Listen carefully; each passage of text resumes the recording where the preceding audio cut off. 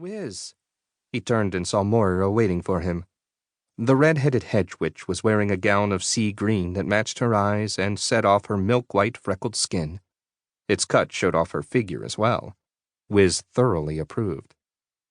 "Darling, have I told you you look lovely?" he said, hugging her. She gave him a look that made him catch his breath. "Why, no, my lord," she said, with her green eyes wide. "Not for, at least 5 minutes." Too long. Ignoring the council members who were knotted about talking, he kissed her. In a vague way, he knew he had improved in the 2 years since he had been kidnapped to this world. A more active life had put muscle on his slender frame. He had let his dark hair grow shoulder length in the local fashion. Tight breeches and puffy-sleeved shirts had replaced jeans and short-sleeved white shirts. Overall, he now looked more like a romantic's idea of a pirate than a pencil-necked computer geek. But Moira had been beautiful the first day he saw her, and she had only gotten more beautiful. Well, he admitted, maybe that was subjective. They had been married for less than a year, and brides were always beautiful. Then he looked at her again. Nope, she was definitely more beautiful. "I wanted to see you and perhaps have lunch with you. Is something wrong?" She shook her head. "Nothing. I just wanted to be with you." "I wish I could, darling, but I hadn't planned on having lunch. I've got a special tutoring session scheduled, and I'm trying to get the module for the spell compiler done by the end of the week." Moira sighed. "Of course. I understand.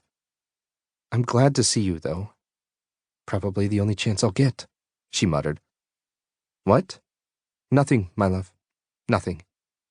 Look, I'll try to get home early tonight, okay? I'll have dinner waiting."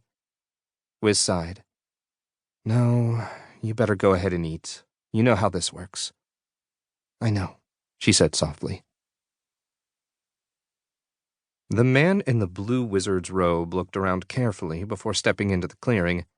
A lesser man might have shivered, but he was of the mighty, and he knew well how to hold his emotions in check. There was no sign of life or movement in the open space. The summer grasses lay pristine and untrampled. Here and there, small red and yellow flowers nodded above them. The trees surrounding the clearing rustled and sighed as the breeze played through their tops. The air at ground level was still and smelled of leaves and sun-warmed grass. The blue-robed man knew better than to trust ordinary senses. This was the time and the place appointed for the meeting, and his higher senses told him magic of a lofty order lurked in that glade. "It is for the good of the entire world," he told himself firmly. Still, if any of his fellow wizards found out... Little enough chance of that. No one kept watch on the mighty, and with the Dark League defeated, watch of all sorts was lax in the north. Even so, he had taken good care that the others would not find out. He had traveled the wizard's way only part of the distance to this place and come the final league on foot.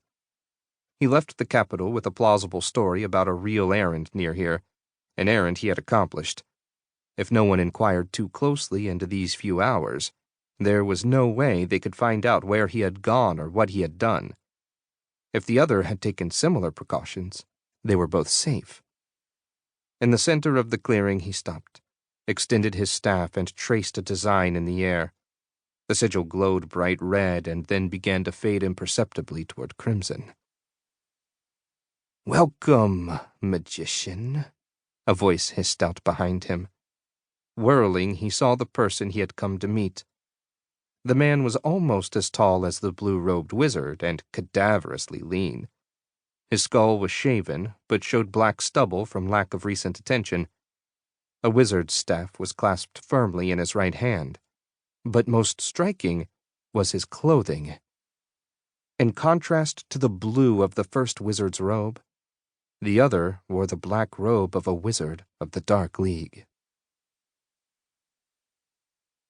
Wiz Zumwalt plopped down in the carved oak chair, poured a cup of wine from the carafe on the inlaid table, and sighed deeply.